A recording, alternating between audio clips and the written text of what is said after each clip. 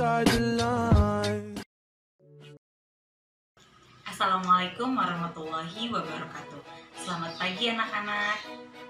Ibu harapkan PJJ pada hari ini kalian menyambut dengan gembira untuk melaksanakan mapel matematika peminatan. Nah, untuk video pembelajaran Ibu hari ini, hari Rabu tanggal 6 Mei tahun 2020, memasuki PJJ minggu ke-8, semoga kalian dalam keadaan sehat walafiat dan tetap semangat ya. Nah, pada hari ini kita memasuki materi vektor, yaitu aplikasi dalam kehidupan sehari-hari dan dalam hitungan fisikanya. Nah, minggu lalu Ibu sudah menayangkan video yang dimana kalian harus menganalisis manfaat vektor di dalam kehidupan sehari-hari. Ada seseorang anak menendang bola, ada seseorang memanah busur, di mana bahwa busur panah yang melesat itu merupakan penjumlahan dari dua vektor. Kemudian ada juga perahu. Perahu kalau kita lihat dia berlawanan arus, yaitu ada gaya dorong dari air dan gaya gesek dari perahu tersebut. Nah, tanpa kita sadari bahwa hal-hal tersebut adalah aplikasi vektor di dalam kehidupan sehari. Nah, bagaimana aplikasi vektor dalam hitungan fisikanya? Ibu yakin kalian sudah paham, namun kali ini akan Ibu tampilkan beberapa contoh soal. Check this out. Oke, contoh soal yang pertama kita perhatikan. Soalnya adalah sebuah benda dengan berat 60 Newton diam pada bidang miring dengan sudut miringnya 30 derajat terhadap garis horizontal. Nah, tentukan gaya gesek dan gaya normalnya. Untuk memudahkan kita dalam mengerjakan, perlu diingat ya nak, untuk mencari komponen vektor, yaitu V1-nya per rumusnya panjang vektor V dikali cos alpha. Untuk V2-nya berarti panjang vektor V dikali sin alpha. Ini kurang tanda. Oke. Nah, untuk memudahkan kita ilustrasikan gambarnya ya. Maaf ya, gambarnya berantakan. Nanti kalau kalian harus pakai penggaris. Ini bidang miringnya misalkan. Kemudian ini bidang datar. Sudutnya berapa tadi? 30 derajat. Kemudian ini bendanya. Ini gaya geseknya statis ya, karena dianggap diam. Ini benda, nah di sini ada gaya normalnya, di sini ada F-nya sebagai gaya gesek, dan di sini ke bawah itu ada sebagai beratnya, yaitu tadi 60 Newton. Nah, karena keadaan setimbang ya. Yang pertama, kita diminta mencari gaya gesek. Gaya gesek itu kalau kita lihat dia di sumbu apa? Sumbu X ya. Nah, untuk memudahkan lagi, kita bikin di koordinat. Ini sumbu X sebagai F-nya, sumbu Y sebagai N-nya, ke bawah ini sebagai W-nya ya. Nah, karena ini di bidang koordinat, nah karena tadi bidangnya miring kayak gini. Bidangnya miring, di sini ada 30 derajat. Nah, kalau ke bawah berarti W sin alpha. Kalau X berarti W cos alpha. Oke, kita mencari gaya geseknya. Nah, pada keadaan setimbang, resultan di sumbu X itu pastilah 0. Tadi sumbu X berarti kita pakai W kali cos alpha, alpanya 240 derajat. Karena kita gaya gesek, maka jangan lupa ditambah F ya untuk hitungan aplikasinya sama dengan 0. Karena tadi W-nya itu 60 Newton, berarti kita taruh di sini 60 dikali cos 240 derajat berapa? Ya, kita tulis dulu, ditambah F sama dengan 0. 60 dikali, ingat cos 240 coret-coretan. Semua sinting tanpa cowok. Nah, cos itu ada di kuadran 4. Nah, tapi 240 derajat kuadran 3. Maka bernilai negatif. Ya. 240 derajat berapa? Oh, 180 ditambah 60. Sin 60 berapa? Setengah. Cos 60 setengah. Maka cos 240 derajat senilai dengan min setengah. Ditambah F sama dengan 0. Berarti ini jawabnya min 30 ditambah F sama dengan 0. Min 30 sama dengan min F. Maka F-nya berapa? 30 Newton. Paham ya? Nah, yang kedua untuk mencari gaya normalnya, kalau kita lihat ilustrasi di sumbu koordinat, N itu kan normalnya ke atas dan ke bawah ya. Maka resultan di sumbu Y juga nilai 0 karena dalam keadaan setimbang.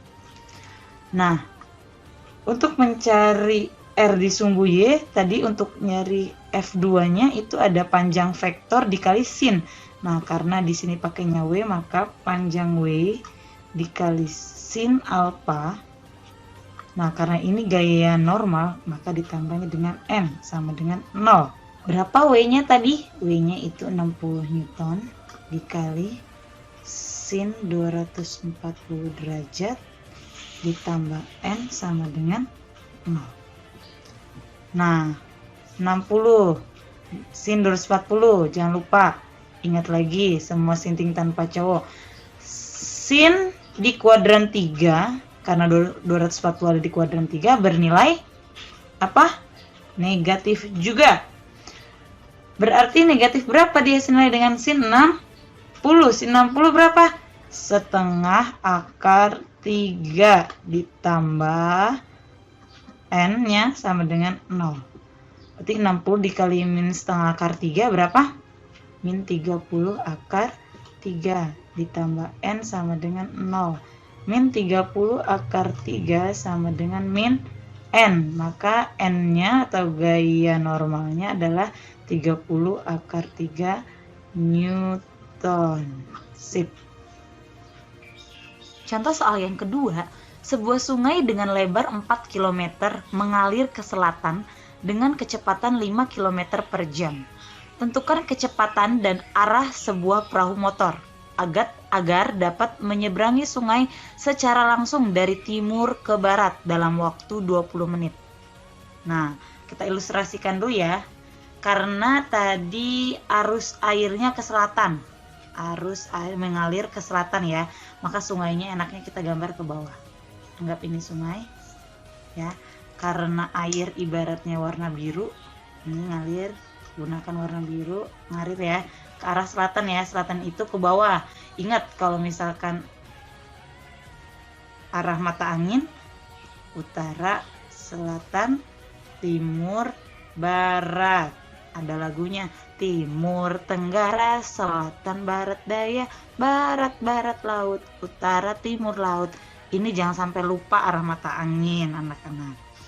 Nah, karena dia tadi arusnya ke, nih ibu tebelin ya ceritanya, ini vektornya ke bawah. Arusnya tadi berapa? V-nya 5 km per jam. Lebar sungai, oh lebar sungai, pakai merah aja. Lebar sungainya ini ya, 4 km. Ceritanya 4 km. Kemudian ditanya apa? Oh, diketahui lagi T-nya. T-nya waktunya itu 20 menit. Ingat anak-anak, karena satuan kecepatannya per jam, maka waktunya itu menit kita ubah dulu ke jam. Menit ke jam gimana ubahnya? Ya, pelajaran SD 20 dibagi 60 ya, menjadi 1/3 jam. Nah, sekarang logikanya kalau kita menyeberangi sungai atau ada arus yang deras, pasti kita berlawanan. Kita nggak mungkin menyeberang sungai itu murni dari timur ke barat. Nggak mungkin kan? Nah, kita ilustrasikan yang tidak mungkin dulu. Anggapnya tanpa rintangan ya. Ini dari timur, berarti perahunya di sini, perahu. Ya, ibu gambar perahu di sini, perahunya. Ini ada bendera gini ya. Dia berjalan ke barat, ke sono dong, ke kiri ya. Dari timur ke barat. Ini tanpa rintangan anak-anak. maka kita ilustrasikan dengan Pitagoras. Ini ya.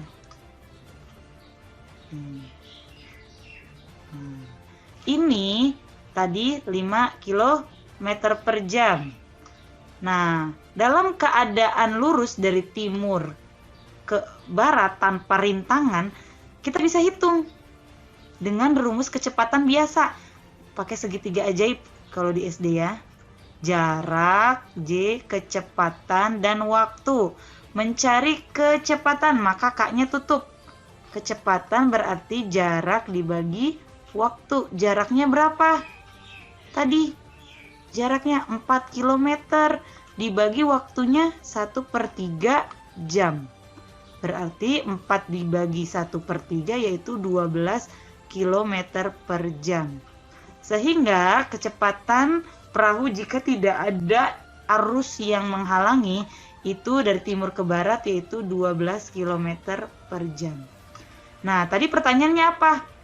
Agar dapat menyeberangi sungai secara langsung dari timur ke barat. Nah, ada arus ya, ingat ada arus. Maka arahnya ke sini, Nak. Pasti dia mencong ke sini. Nah, ini adalah jawaban arah perahu. Berapa kecepatannya? Nah, kecepatan dengan arus itu kita gunakan Pitagoras, yaitu 12 dan 5. Berapa? Maka V perahunya Pitagoras dari 12 kuadrat ditambah 5 kuadrat. Berapa? 169 ya. Ini VP kuadrat. Maka VP-nya berapa? 13 km per jam. Ini jawabannya kecepatan perahu dengan arus 5 km, maka perahunya itu untuk menempuh jarak sejauh 4 km menyeberangi sungai dari timur ke barat, yaitu dengan kecepatannya 13 km per jam. Akan terasa lebih jauh juga ya, kalau kita mendayung sungai ada aliran sungainya. Kalau sungainya diam tanpa rintangan pasti jawabannya 12 km per jam. Nah, itulah aplikasi vektor di dalam hitungan matematika maupun fisikanya. Meskipun Ibu rasa kalian di dalam pelajaran fisika sudah lebih dahulu mempelajari hitung-hitungan vektor. Nah, Ibu harap ini merupakan materi untuk persiapan PAT. Ibu harapkan kalian dapat mengerti. Jika tidak ada yang belum mengerti, boleh kita diskusikan di Google Classroom maupun WhatsApp Group. Terima kasih. Wassalamualaikum warahmatullahi wabarakatuh. Stay at home. Kerja bersama lawan Corona. Bye.